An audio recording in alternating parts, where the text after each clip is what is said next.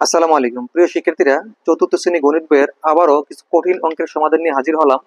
তো আজকে আমি তোমাদেরকে দেখাবো 57 পৃষ্ঠা। তোমরা সবাই পেজ নাম্বারটাকে খোলো, মানে পেজটা মিল করে ধরো যে এই অঙ্কগুলোই তুমি দেখতেছো কিনা। আমরা গত ক্লাসে আলোচনা করেছিলাম উপরের সবগুলো অঙ্ক, হ্যাঁ, 5, 6 এই অঙ্কগুলো একটা ভিডিওতে দেখেছিলাম, এবং 3 এবং 1 এইগুলা একটা ভিডিওতে দেখেছিলাম। তো যারা এই ভিডিওগুলো মিস করেছো তারা কিন্তু অবশ্যই এই ভিডিওগুলো দেখে নেবা, কেননা প্রত্যেকটা অঙ্কই কিন্তু গুরুত্বপূর্ণ। আমি যদি সবগুলো অঙ্ক একটা ভিডিওতে করতে যাই, ভিডিওটা অনেক লং হয়ে যাবে, কারণ লং ভিডিও অনেকেই অত ধৈর্য ধরে দেখতে পছন্দ করে না। যত ছোট আকারে ভিডিও তৈরি করা যায় ততই কিন্তু বাচ্চারা দেখতে আগ্রহ ফিল করে। তো সেজন্য আমি ছোট ছোট আকারে ভিডিও করার চেষ্টা করি, তারপরও ভিডিওটা বড় হয়ে যায়।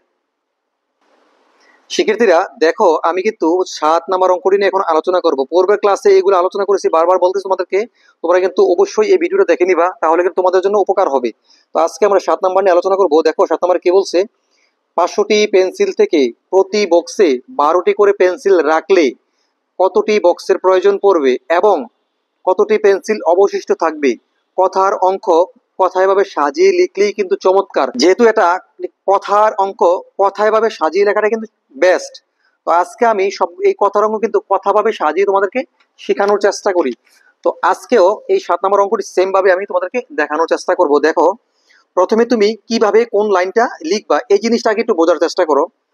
যেহেতু তারা বলছে 500টি পেন্সিল থেকে প্রতি বক্সে 12টি করে পেন্সিল রাখলে, মানে তোমার কাছে পেন্সিল আছে 500টি, তুমি 12টি করে পেন্সিল রাখবা, মানে এখানে 12টি, এই জায়গায় 12টি, এইভাবে 12 করে তুমি একটি বক্স করে করে রাখবা। অর্থাৎ সাধারণত বাজার থেকে যখন পেন্সিল বক্স কিনো, দেখবা একটি বক্সে 12টি পেন্সিল থাকে অথবা 12টি কলম থাকে, যেটাকে আমরা 1 ডজন বলি। ঠিক আছে? তো এইভাবে তোমাকে সাজানোর কথা বলছে। মনে করো তুমি এই 12টি করে করে একটি বক্স করে সাজাইতে হবে, তাহলে কিভাবে করতে হবে? তারা লাস্ট কথাটা বলছে কতটি বক্সের প্রয়োজন পড়বে। তো এরকম সাজাতে গেলে 12 করে তোমার কতটি বক্স লাগবে, কারণ বক্সটা সংগ্রহ করলে না তুমি 12টি করে পেন্সিল এখানে রাখতে পারবা।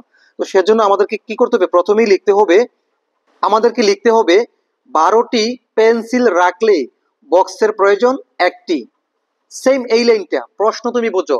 এই প্রশ্ন অঙ্ক করতে গিয়ে সবচেয়ে মজার বিষয় কি জানো, তুমি যদি প্রথম লাইনটা সাজিয়ে লিখতে পারো তাহলে তুমি অঙ্ক কিন্তু করতে পারবা। আর এই কথাটা সাজিয়ে লেখাটাই কিন্তু পোলাপান পারে না। সবচেয়ে দুঃখের বিষয় ওই জায়গায় যে সাজানোটাই পারে না। ইভেন তোমার এখন যারা গার্ডিয়ান গুলো দেখতেছে তারাও কিন্তু মনে মনে আফসোস করতেছে যে আসলে আমিও তো ছোটবেলায় এই অঙ্কগুলো পারতাম না, সাজিয়ে লিখতে পারতাম না, বাট এখন কিন্তু আমি বোঝানোর পরে কিন্তু ইজি মনে হচ্ছে। দেখো, 12টি পেন্সিল রাখলে বক্সের প্রয়োজন একটি, যেহেতু একটি লেখা নেই কিন্তু লিখতে হবে একটি। তো এই লাইনটা লিখে দেবো, 12টি পেন্সিল রাখলে বক্সের প্রয়োজন একটি। আমি সেম এই কথাটা এখানে লিখে নেব 7 নম্বরে।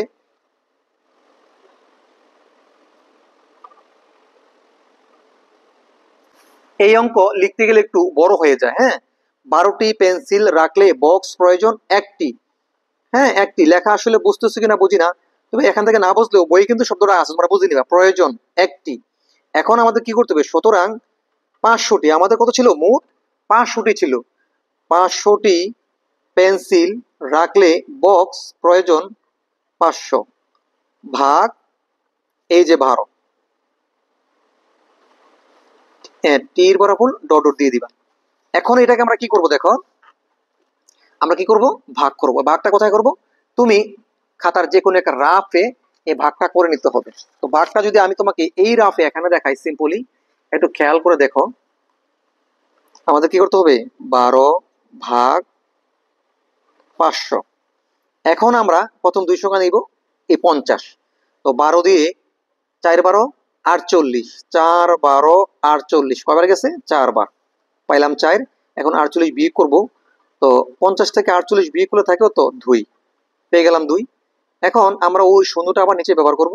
এই ভাগ কিন্তু আমরা বহুত করেছি পূর্বে, হ্যাঁ, যারা এই ভিডিও দেখে নাই তারা কিন্তু দেখে নিবা, এই ভাগ কিন্তু একেবারে ইজি। তো 20 শূন্য নামালাম, হয়েছে এখন 20। তো আমি যদি 12কে 2 দিয়ে গুণ করি, 12 তো করে 24 হয়ে যায়, মানে 20-এর উপরে চলে যায়, সুতরাং যাওয়া যাবে না। তো 12কে 12 একবারই দিতে হবে আমাকে, 12কে 1, তার মানে ফলাফল কিন্তু 41। এটা বুঝতেছো তো, ফলাফল 41। এখন এটা বিয়োগ করো, তো শূন্য উপরে থাকলে 10 হয়, এটা আমরা জানি বিয়োগ করার ক্ষেত্রে। 10 থেকে 2 চলে গেলে থাকে 8, তার এখানে এই 1 চলে আসবে, এখানে 1 একে 2 শূন্য বসবে না, তার মানে ভাগশেষ 8। ঠিক আছে, তার মানে এই অঙ্কের মধ্যে কি দাঁড়ালো, বক্সের প্রয়োজন হবে 41টি এবং অবশিষ্ট 8টি। অবশিষ্ট শব্দ কোথায় পাবা, দেখো সিম্পলি প্রশ্নে লেখাই আছে অবশিষ্ট কয়টি থাকবে, অবশিষ্ট থাকবে কয়টি, অবশিষ্ট 8টি। সুতরাং এই অঙ্কটা যদি তুমি উত্তরে লিখতে দাও সুন্দরভাবে গুছিয়ে,